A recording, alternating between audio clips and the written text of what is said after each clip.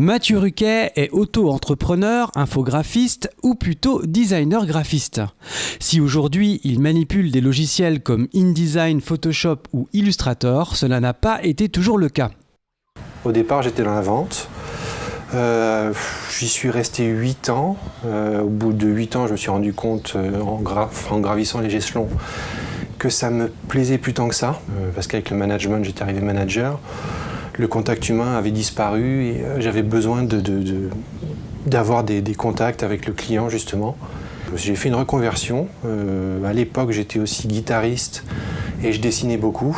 Donc je me suis dit qu'il y avait ce côté créatif que je voulais exploiter, tout simplement, tout en gardant un contact où il y a besoin, justement, de répondre à une attente d'un client, que ce soit pour qu'il achète quelque chose ou pour quoi que ce soit.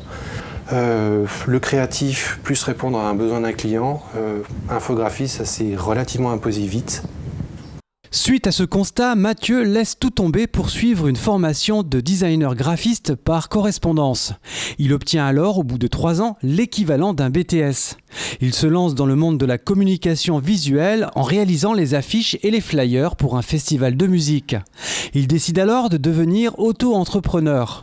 Depuis, il travaille pour une boîte de communication parisienne, pour différentes entreprises ou encore pour des festivals. Toutefois, si ce métier est attrayant, il ne reste pas moins difficile. On a un contrat, ça va être un contrat qui va prendre 1 mois, 2 mois. Par exemple, le festival de cinéma, c'est un travail sur 3 mois. Donc c'est bien, sur 3 mois, ça permet de vivre, mais après, il faut retrouver autre chose. Et le temps de latence entre la recherche et l'obtention d'un autre contrat, il peut y avoir 1 mois, il peut y avoir 2 mois, où c'est 0. Donc ça peut être très compliqué certains mois, ça peut être génial certains autres mois, mais c'est une vie en dents de scie, quoi. C'est vraiment ça, quoi. La difficulté réside essentiellement à trouver des contacts pour obtenir de nouveaux contrats. La concurrence est rude pour les freelances.